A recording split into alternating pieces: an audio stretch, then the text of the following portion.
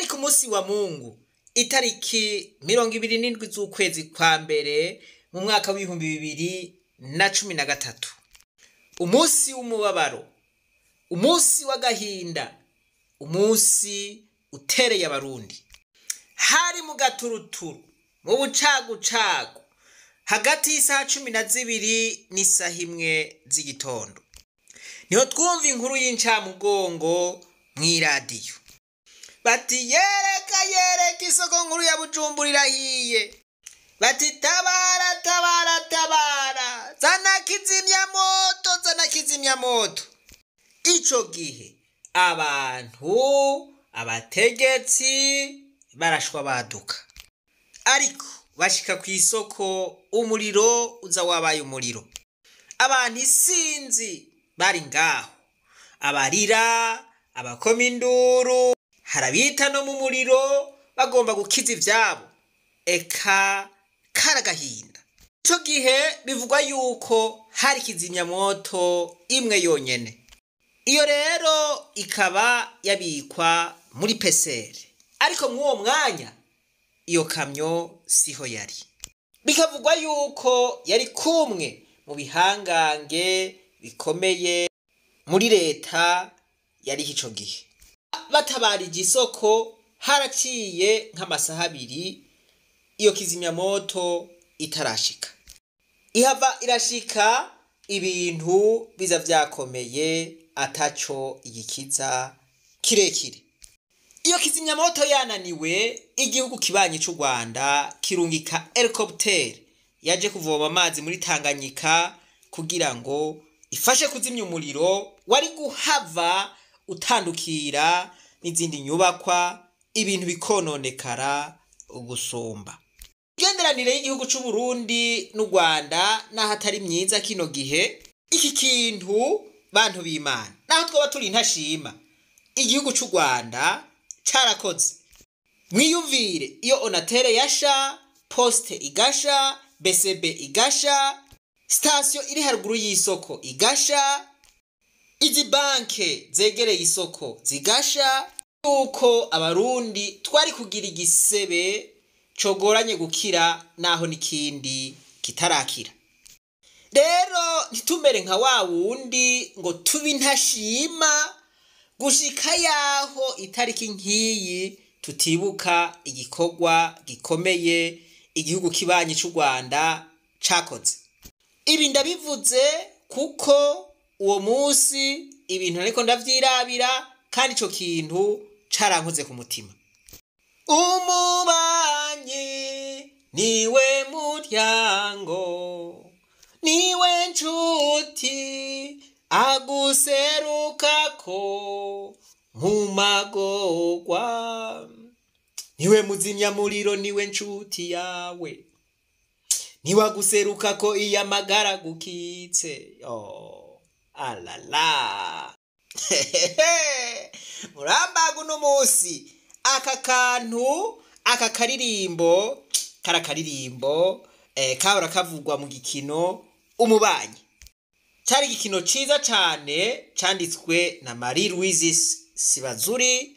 Ubu sinzi iyo cahereye, ariko n'igikino caryoheye, cakoze ku mitima y'abarundi. Voilà.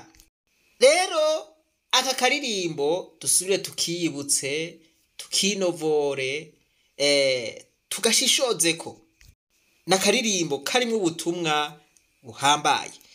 Hari umugani waciwe n'abanyamerika, nabo nyene vyarashitse baraza baragorana n'abanyakanada. Baca umugani ngo ntazibana zidakubitana amahembe, niko bimeze. It's long been said that you can choose your friends, but you cannot choose your neighbors.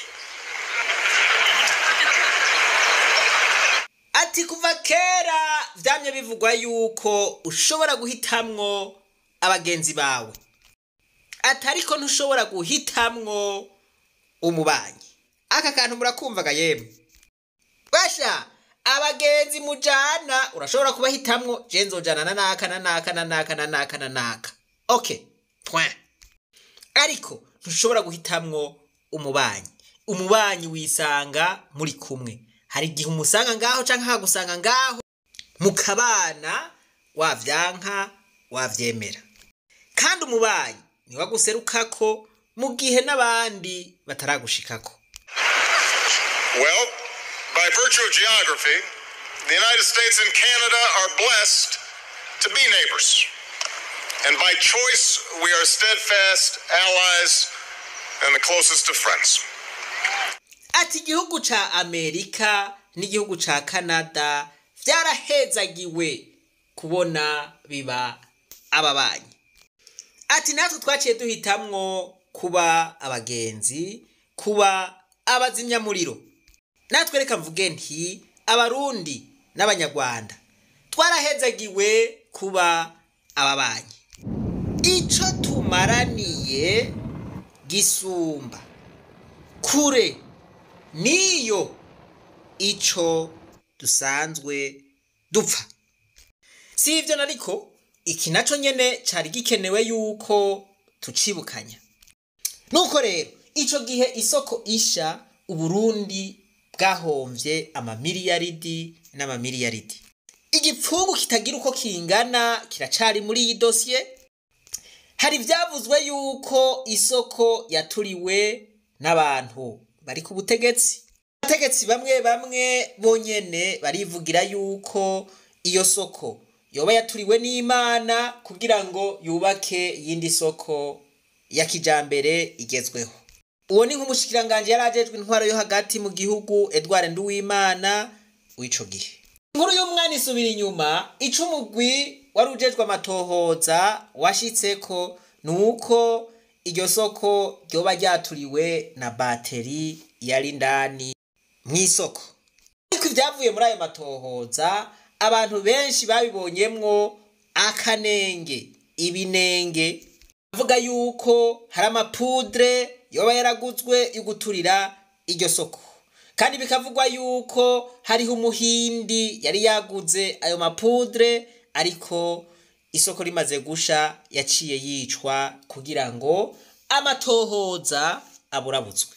Havuye hafatwa uwatwara igisagara ca Bujumbura ariwe Evrare Giswaswa, atabwa muri yompi arafungwa.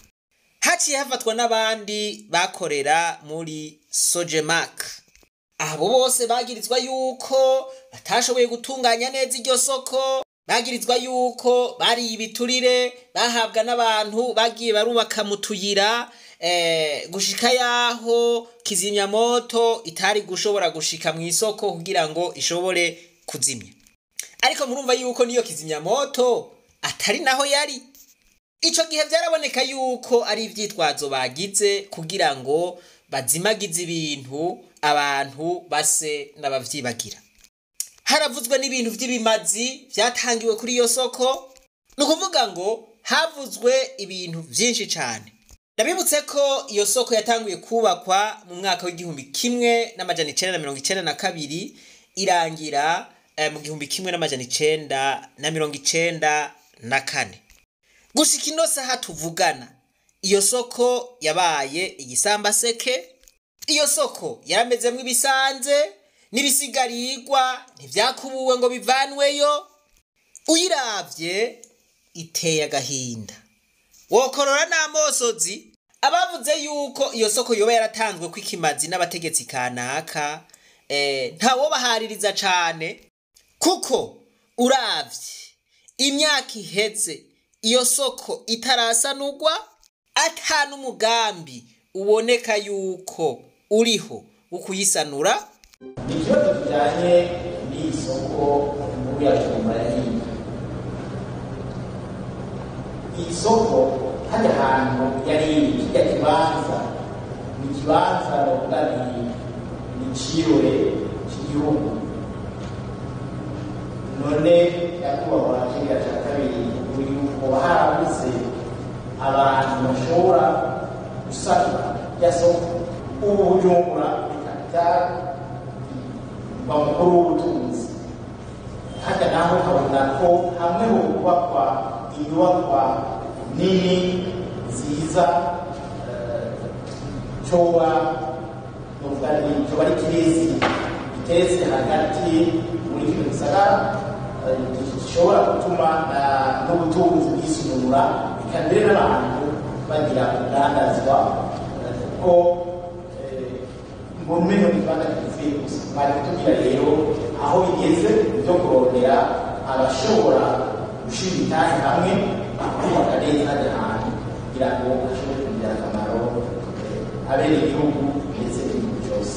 Hajya hahora isoko nkuru ya Bujumbura muti Cirore naho nyene natwe twifuza ko hajya ahantu hatokubakwa ibintu potopoto ibintu bimeze uko byishaki haba by'ukuri Icirore no kucitondera rero bisaba uburyo kandi atari buke tuko turaburonda bwo gushika ubu ndaho turabona baza novuga nti bavuga imvugo itomo iby'ukuri bafise intumero irashe byo kubaka ikintu ciza hajya ahantu abenshi murazi ko baza bagira bati nangahe ndahagure atutyaje ntihagurishwa ugomba ko kubaka ikintu ciza imigambi yo muri leta amaplan ariho ingo dukorane uko muvyumva uko mubishikiriza uko muvyifuza natwe niko tuyone twifuze ko ajya ahantu usubira bya bindi byaje cagiye twifuza ko kubakwa ikintu kiboneka byacu cyo by'ukuri ari rumiruwa rw'ipeye Icirore cyo mu makuru butunze Icirore cy'igihugu. Kuva ico gihe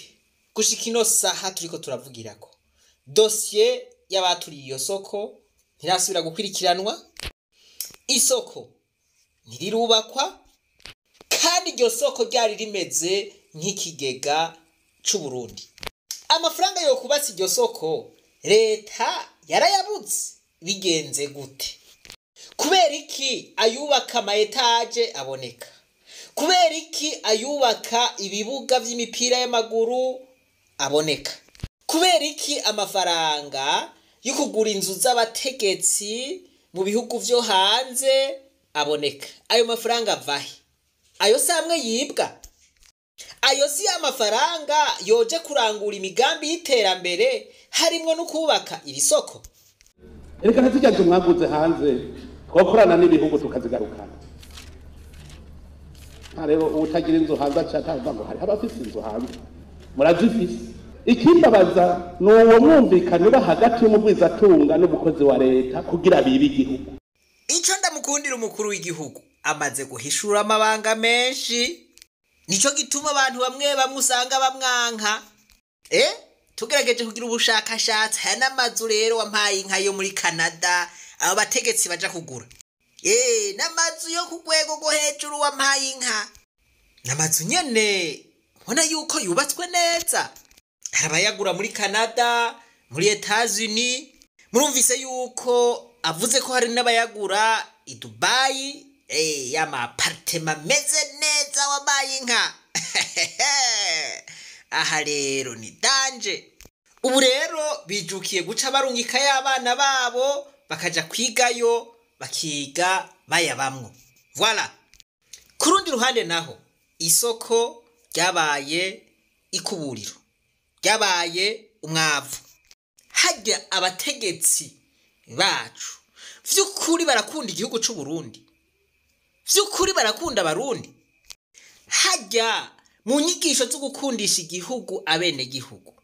Ugwaruka bararonka amajambo bavuga ibintu nakamaramaza. Kumva amahera yoteje imbere igihugu. Abantu boteje imbere igihugu baca biyubakira amazu yabo bahejeje ahubwo bagaca baja no kwigurira ayandi meza mu bindi bihugu. Reka ngarukirize ngaha baca umugani mu Kirundi ngo aramegwa ntamagwa. Abarundi turakwiye kuja ahantu mu mwiherero tukisuzuma tukihana tukarondera uwundi mutima mushasha canke iyindi mpwemu nshasha yotuma dusubira gukunda igihugu cacu. Kuko abavuga ko bagikunda, abavuga ko bariko baragikorera, tuzohava dusanga ari bo bantu ba mbere bari mu bacanga.